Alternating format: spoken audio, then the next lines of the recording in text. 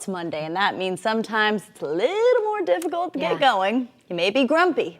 You may be distracted. Who wrote this? They must be talking about me. It does happen, though. Especially if you didn't get enough sleep this weekend. It can affect you a lot more every day than just a case of the Mondays. ClickOrlando.com's Brianna Voles is here to explain.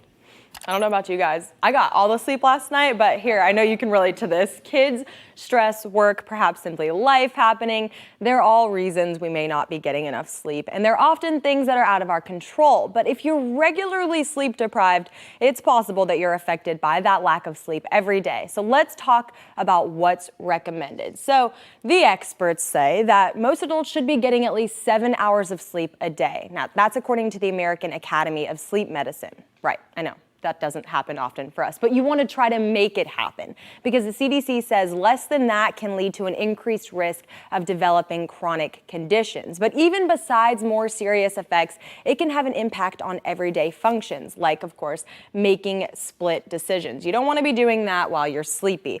A study done by the University of Texas at Austin showed that people who are sleep deprived have a slower reaction time, which, as Trooper Steve would tell you, can be dangerous in a multitude of situations. You may also be more distracted. You might find yourself constantly getting distracted from what you're working on, which means the quality can suffer. Now, it can also affect your perception and judgment. People are less efficient and less productive, leading to errors and accidents, some of which could even be deadly if you're behind the wheel and it happens to be a case of drowsy driving.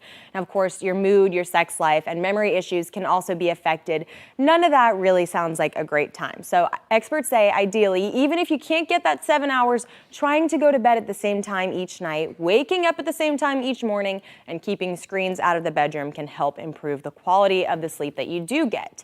And if you really have to get by on sleep deprivation, some things you can do to help get going include having some caffeine, but not too much, Troy, catching some sun, and getting up and getting moving. Oh, and never underestimate the power of a 20-minute power nap. Now, if you head to clickorlando.com right now, we want to see how much sleep everyone is getting. I feel there's probably going to be a lot of A voters, but go ahead and take our poll. Let us know your favorite tips for getting a good night's sleep in the comments, guys.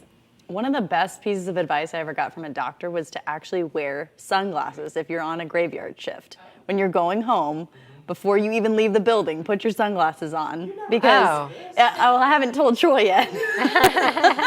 But I mean, seriously, if you can block out the light it's just like the blue light from our screens. It can help a little bit. So we'll see you walking down the hall at 12:30 in sunglasses? Like a movie star. Oh, wonderful. That's just what I thought it was, that you were just that fabulous. All right.